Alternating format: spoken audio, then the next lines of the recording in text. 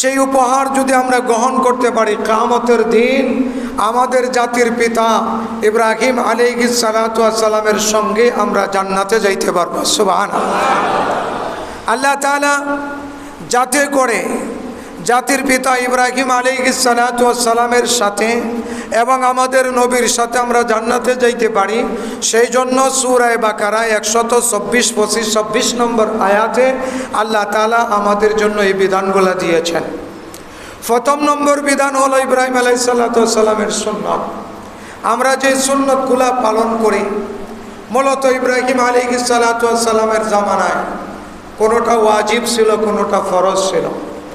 যেমন অজু করা, অজুতে কুলি করা, নাকে পানি দেওয়া, মাথা মাসে করা, নখ কাটা, নাকে কানের মধ্যে পানি দিয়া মাসে করা, গর্দান মাসে করা, তারপরে হাত পায়ের নখ এবং বগলের নিচ পরিষ্কার করা, 40 দিনের ভিতরে নখ কাইটা ফেলানো, তারপরে নাভির নিচ পরিষ্কার করা, চুল বেশি লম্বা হয়ে গেলে সাইটা রাখা।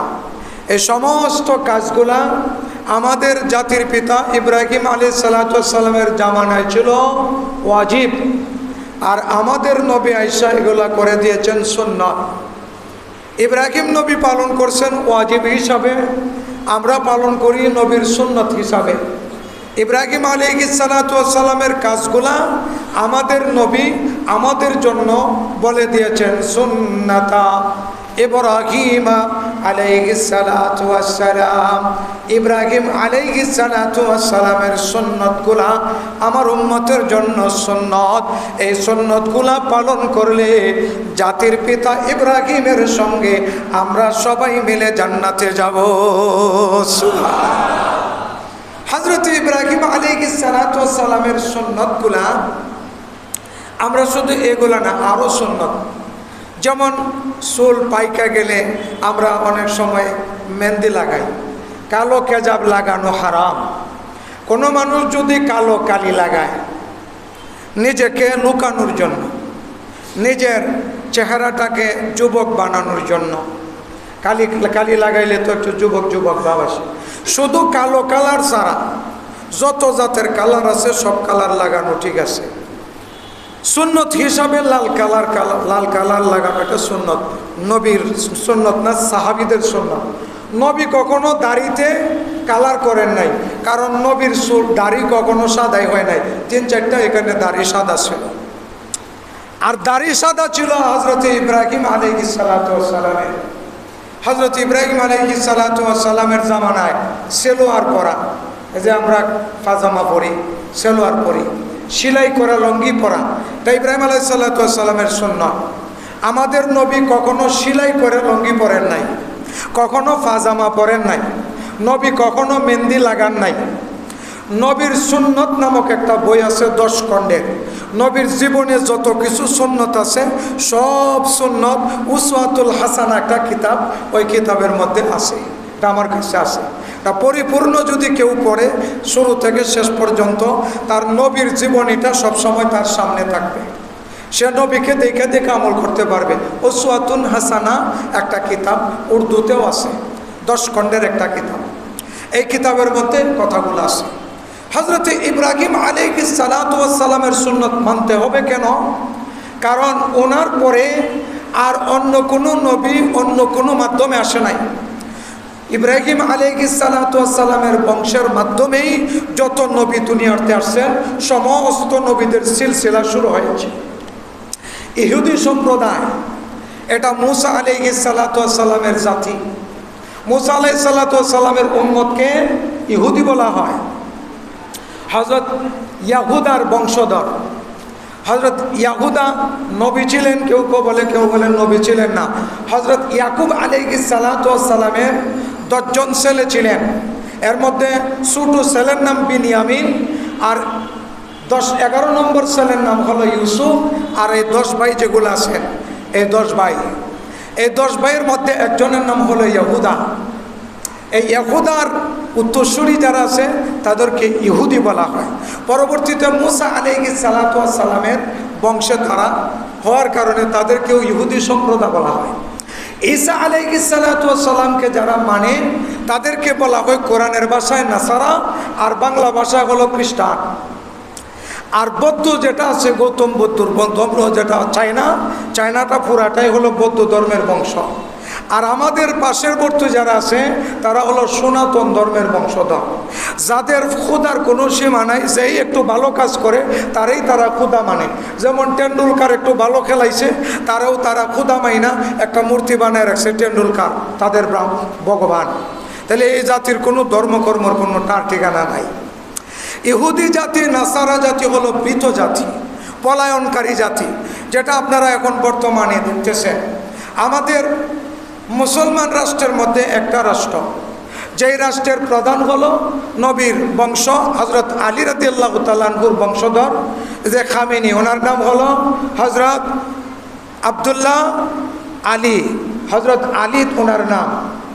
কিন্তু যেহেতু ওনার মধ্যে অনেক ধরনের শিয়া সুন্নি দুইটা গ্রুপ ইরাকের মধ্যে আর ইরানের মধ্যে, এই দুই গ্রুপকে একত্রিত করার পিছনে ওনার অনেক বিধান, অনেক কার্যক্রম, অনেক চেষ্টা, অনেক তাবলীগ হয়েছে। এই জন্য ওনাকে আয়াতুন বলা হয়। আর যেহেতু উনি খামেনি শহরের মানুষ, কামান শহরের মানুষ, এই জন্য ওনাকে খামেনি বলা হয়। আয়াতুল্লাহ খামেনি হুজুর সাল্লাল্লাহু আলাইহি সাল্লামের জামাতা হজরত আলী রাদিয়াল্লাহু তাআলা আনহুর 22 নম্বর বংশধরের মানুষ। এই জন্য উনি বলছে পুরা পৃথিবী একসাথে হয়ে গেল, আমি কখনো মাথা নড়ব না, হয় মরব না হয় মারব। এরকম পৃথিবীতে আর কোনো রাজা বর্তমানে নাই। সেই ইহুদি সম্প্রদায় ইরানের হামলার পরে একটু ফলাইতেছে, আপনারা দেখতেছেন বিভিন্ন নেটের মধ্যে। ইহুদি সম্প্রদায়ের মধ্যে সবচেয়ে পাওয়ারফুল ব্যবস্থা, যেখানে যারা কোনো কিছুই ভয় করার কথা না, তারা কয়েকদিন, সপ্তাহ 9 দিন 10 দিনের আক্রমণে গর্তের ভিতরে ফালাই গেছে। তাহলে বোঝা গেল এরা আগ থাকতেই পালানোর জাতি, এই ইহুদি সম্প্রদায়। হযরত ইব্রাহিম আলাইহিস সালাতু ওয়াস সালামের বংশধারা দুইটা, ইসমাইল আর হলো ইসহাক। ইসহাক নবীর বংশ পুরা পৃথিবীর মধ্যে ইব্রাহিম আলাইহিস সালামের পরে যত নবী আছেন সমস্ত নবী, আর আমাদের নবীর বংশ শুধু ইসমাইল থেকে সরাসরি আমাদের নবী মুহাম্মদ সাল্লাল্লাহু আলাইহি সাল্লাম, এর মধ্যে আর কোনো নবী আসে নাই। আর ইয়াকুব, ইসহাক, ইয়াকুব, ইউসুফ, মুসা, এরকম ঈসা পর্যন্ত যত নবী আসছে সবই ইব্রাহিম আলাইহিস সালামের সন্তান। সেই জন্য কোনো মানুষ ইব্রাহিম আলাইহিস সালাতু ওয়াস সালামের জিনিস তরিকা মানবে অথবা মানবে না। আমাদের নবী বলে দিয়েছেন, আমরা যেহেতু আমাদের জাতিপিতা ইব্রাহিম আলাইহিস সালাম, এজন্য আমরা এই সুন্নতগুলো মানি। আর মানি কেন?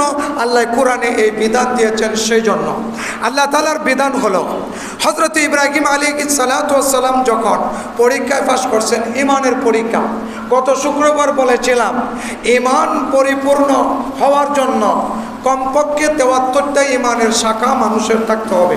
আপনার আমার কোনো শাখাই জানা নাই, শুধু কালিমাটা জানা আছে, আর বাকি কিছু জানা নাই। তাহলে ঈমান পরিপূর্ণ করবো কি দিয়া? আল্লাহর রাসূলের একটা হাদিস গত শুক্রবার বলেছিলাম, যদি কোনো বান্দা মান আমানা বিল্লাহ, আল্লাহর উপর ঈমান আনে, আল্লাহর উপর ঈমান আনার পরে সে আল্লাহর দেওয়া মাল থেকে আল্লাহর রাস্তায় দান করে এবং আল্লাহর নিষেধগুলা মাইনা চলে, আল্লাহর আদেশগুলা মানে, আল্লাহর নিষেধগুলা চাইরা দেয়, ফাকাদ ইস্তাকমালাল ঈমান। এই 3 গুণ যার মধ্যে আছে সে হলো পরিপূর্ণ মুমিন। গুণ কয়টা? কথা বলেন কয়টা? 3টা। 1 নম্বর আল্লাহর উপর ঈমান আনা, 2 নম্বর হলো আল্লাহর আদেশ মান্য করা, 3 নম্বর হলো আল্লাহর নিষেধগুলা ছেড়ে দেওয়া। এই 3টা কাজ যার মধ্যে আছে সে হলো পরিপূর্ণ ঈমানদার। যার মধ্যে 3টা গুণ নাই সে হলো অপূর্ণ মুমিন, অর্ধেক মুমিন। আবার এই অর্ধেক মুমিনের ঈমান চলে যায় কখন? সেটাও বলেছিলাম। আল্লাহ রাসূল বলেছেন যে খারাপটা করলে, করার পরে এটা থেকে মজা পায়। খারাপটা করার পরে দিলের ভিতরে ঘৃণা আসে না, খারাপ অনুভূতি আসে না, বরং আরো মজা লাগে, তাহলে তার ভিতরে ঈমান নাই। যদি তার ভিতরে ঈমান থাকে তাহলে সেটা খারাপটা করলে তার মধ্যে একটা অস্থিরতা ভাব আসবে, সেটা থেকে ফেরার জন্য তওবা করবে। যদি এই ঈমান কোনো কারণে ছাইরা দিতে হয়। যেমন এই মুহূর্তে যুদ্ধ চলতেছে, যুদ্ধর ময়দানে একজন মুসলমান ধরা পড়ছে, তারা ফিরাইয়া বলতেছে কালিমা ছাইরা দেন নাহলে মাইরা হলাম। এই ক্ষেত্রে যদি সে ইমান ছাইরা দেয় মুখে মুখে, কিন্তু ভিতর দিয়ে তার ইমান থাকে, তাহলে সে কাফির হবে না, মুখ দিয়ে যদি স্বীকারও করে। হযরতে ইয়াসির রাদিয়াল্লাহু তাআলা আনহু ওনার ফ্যামিলির 3 জনকে কাফেররা এই বর্তমান জামানায় ইহুদিরা যেই কষ্ট দিতেছে তার চেয়ে ডাবলের ডাবল কষ্ট দিয়েছে। হযরতে ইয়াসিরের বিবির নাম হলো হযরতে সুমাইয়া, হযরতে ইয়াসিরের ছেলের নাম হলো হযরতে আম্মার। ইয়াসির রাদিয়াল্লাহু তাআলা আনহুর করুণ ইতিহাস বলতে গেলে কয়েক শুক্রবার লাগবে। হযরত সুমাইয়ার ইতিহাস অনেকের জানা। ওনাকে উটের মধ্যে 2 রান, পায়ের 2 রান রশি লাগায় বাঁধা দিয়া আবু জেহেল দূরে দেয়া তীর নিক্ষেপ করার জন্য দাঁড়াইছে, শরীরের কাপড় খুলে দিয়েছে। সেই মুহূর্তে বলতেছে, হে সুমাইয়া, যদি তুমি একবার বলো কালিমা ছেড়ে দিয়েছি তাহলে তোমাকে ছেড়ে দিব। হযরতে সুমাইয়া উট 2 দিক দিয়ে পায়ের মধ্যে রশি লাগাই দিয়ে যদি টান দেয়, উট মধ্যেখান দিয়ে মানুষটাকে কলা গাছের মধ্যে এরকম ফেরে ফেলবে, 2 ভাগ করে ফেলবে। এই অবস্থাতে দাঁড়ায়া সুমাইয়া বলতেছে, আল্লাহর রাসূলের কালিমা আমি পড়েছি, ইমানের কালিমা করেছি ধারণ, যদিও আসে মরণ করে নিব গ্রহণ। যদি মরণ আসে আমার এই মুহূর্তে, হে কাফের সম্প্রদায়, আমি সুমাইয়া হাসতে হাসতে মারা যাব, ইমান ছাড়ব না। সুবহানাল্লাহ। डरता नहीं मुसलमानों किसी से जब मिल गया है दौलत ईमान नबी से। हजरत सुमाइयार কথাটাই ডক্টর ইকবাল বলেছেন, ইমানদার কোনো কিছুই ডরায় না, একমাত্র যখন নবীর ইমান পেয়ে যায় আল্লাহকেই ভয় করে, আর কাউকে ভয় করে না। হযরত সুমাইয়াকে শহীদ করা হলো। প্রথমে এরকম অবস্থাতে রেখা লজ্জাস্থান ভেদ করার জন্য তীর নিক্ষেপ করেছে। তীর আইসা পড়ার পরে সুমাইয়ার জ্ঞান চলে গেছে, ও টান দিয়ে 2 দিকে ফাইরা ফেলাইছে। তারপরেও হযরতে সুমাইয়া ইমান ছাড়ে নাই। এটা হলো পরিপূর্ণ মুমিনের ইমান ভিতরে আছে। আরেকটা হলো শক্তি প্রয়োগ করতেছে ইমান ছাড়ানোর জন্য। হযরতে আম্মার রাদিয়াল্লাহু তাআলা আনহুকে ধরেছে নবী হিজরতের আগেই, ধইরা বুকের উপর বিশাল পাথর উঠাইয়া দিছে। বিশাল পাথর উঠাইয়া দিয়া মুখের মধ্যে গামছা দিয়া বাঁধা দিছে, নাক আর মুখ বাঁধা দিছে, বুকে পাথর, দম থাকবে না, যাবে। এই অবস্থাতে কাফেরগুলা জিজ্ঞাসা করতেছে, হে আম্মা, এখনো সময় আছে, জান থাকতে মুহাম্মদকে ছেড়ে দাও, তাহলে ছেড়ে দিব। আল্লাহকে ছাড়তে হবে না, মুহাম্মদকে ছেড়ে দাও, মুহাম্মদকে ছাড়লেই তোমাকে ছেড়ে দিব। তাহলে গুরুত্বপূর্ণ সবচেয়ে বেশি আমাদের দরকার হলো নবী। আল্লাহ তাআলাকে মানতে হলে অবশ্যই নবী লাগবে।